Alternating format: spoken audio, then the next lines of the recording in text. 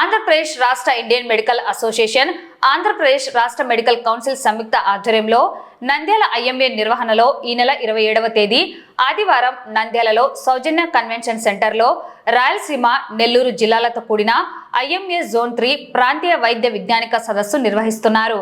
ఈ సందర్భంగా మధుమని సమావేశ భవనంలో నిర్వహించిన పాత్రికేయ సమావేశంలో సదస్సు నిర్వాహక చైర్మన్ డాక్టర్ రవికృష్ణ, నిర్వాహక కార్యదర్శి డాక్టర్ మధుసూదన్ రెడ్డి, ఐఎంఏ నంద్యాల అధ్యక్ష కార్యదర్శులు డాక్టర్ మధుసూదన్ రావు, డాక్టర్ ఫనిల్ కుమార్, సదస్సు వైజ్ఞానిక committee chairman doctor Anil Kumar, వైజ్ఞానిక కమిటీ కార్యదర్శి, రాష్ట్ర ఐఎంఏ ఉపాధ్యక్షులు డాక్టర్ విజయభాస్కర్ రెడ్డి సదస్సు వివరాలు తెలిపారు.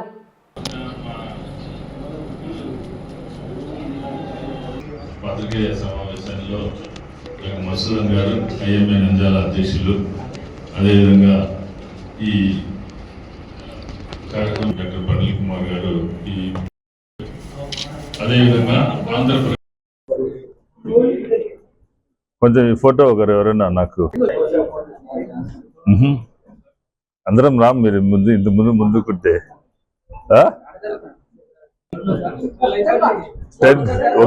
అది కాదు, ఒక గంట ఫ్రెండ్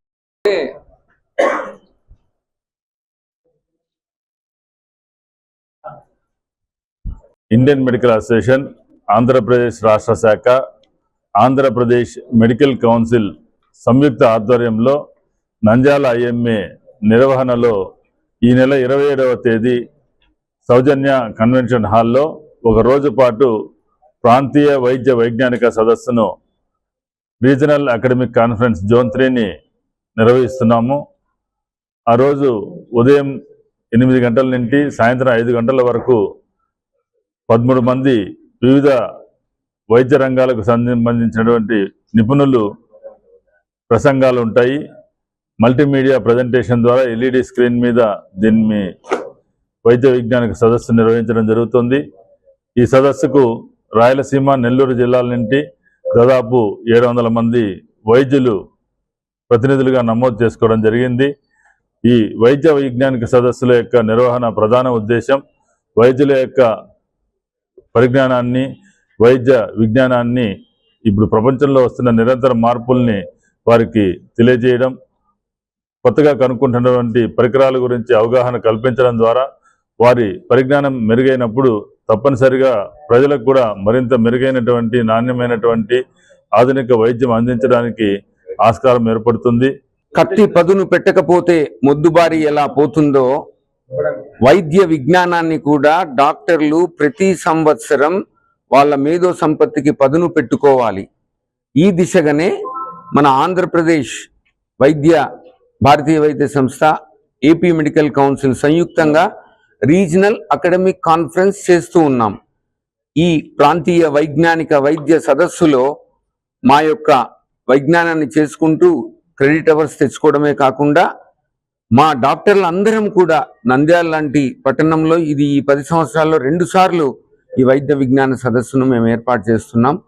మా వైద్య సంస్థలన్నీ కూడా ఆదివారము మేము తెరవబడవు, కేవలం ఎమర్జెన్సీ సేవలు మాత్రం ఖచ్చితంగా మేము అందిస్తాం.